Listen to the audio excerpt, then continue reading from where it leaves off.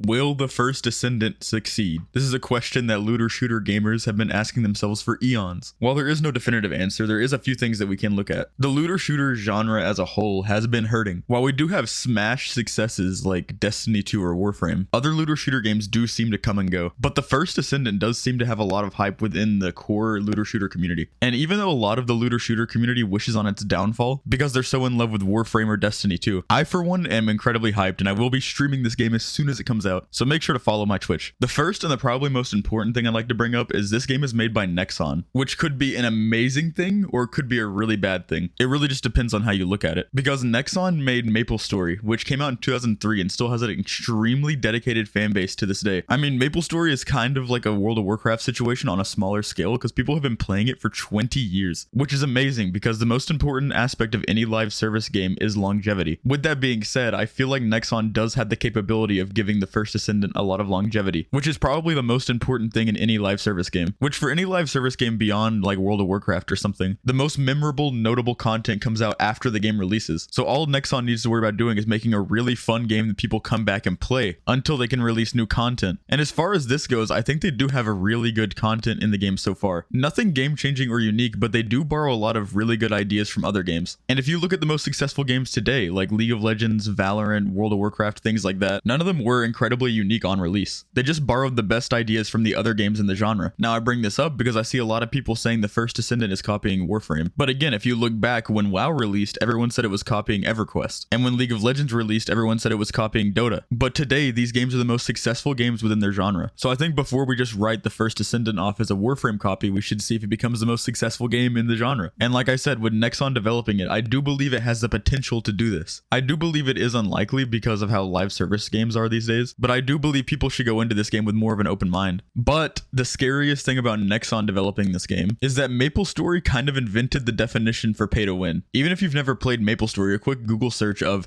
"is MapleStory pay to win" will show that every single person who plays this game believes that it is. Now, Nexon already said there will be no Founders Pack and there will be no paid DLC. While this makes a lot of players excited, this does kind of open the door for them to need other ways of making money. They did already say that their main way of making money is going to be the Battle Pass, which makes a lot of people grit their teeth in anger, but I have honestly never had a problem with the Battle Pass system. I'd say in the majority of games, the Battle Pass system is fine, but it's scary because I don't believe that the Battle Pass will be enough. Now, keep in mind, I do say this with having zero experience in game development, but from an outsider perspective, it just doesn't seem like it's going to be enough to keep the game sustainable in the long run. So we know the game probably won't be pay to win on release, but will it be pay to win later? And that's kind of the biggest issue, because even pay to win games, I think, are completely fine. It's just all about how you create pay to win systems, because Warframe is fundamentally pay to win, but within the core community, you hear absolutely zero complaints, because literally every single thing in the game is obtainable just by grinding, including cosmetic items in the store. Now, I've heard very similar things about MapleStory, which is incredible news, because even if the first Descendant does have to go pay to win, we know that Nexon has the capability of making it a good pay to win game.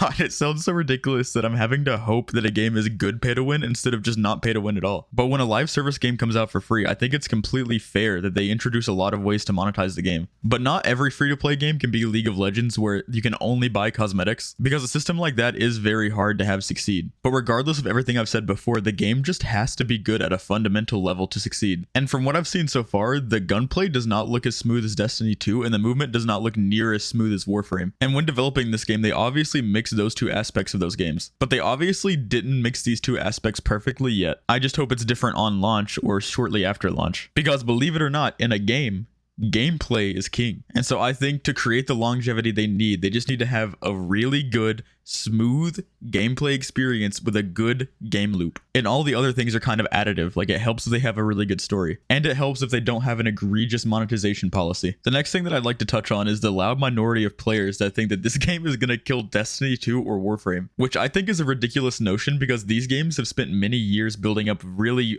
hardcore fan bases, and especially with Warframe having incredibly deep, complicated systems, it'll take at least a few years for the first Descendant to become as deep as Warframe. So I believe that the First Descendant and Warframe can coexist easily. However, I do believe that Destiny 2 is in more danger of being killed than Warframe. Unlike Warframe, Destiny 2 does not have a great relationship with its players. Most players hate the direction the game is going in and think the devs are completely out of touch with the players, but I still don't think it's going to kill Destiny 2. Okay, so the main takeaway from this video is it's okay to be hype about the First Descendant even if you're dedicated to Destiny 2 or Warframe. And I think that the First Descendant has a lot of potential, but only time will tell if it capitalizes on the potential. And probably the most important takeaway is that I am streaming right now. Come make fun of me with all of my chat and make me feel bad about myself. And that's pretty much it. Like, subscribe, see ya.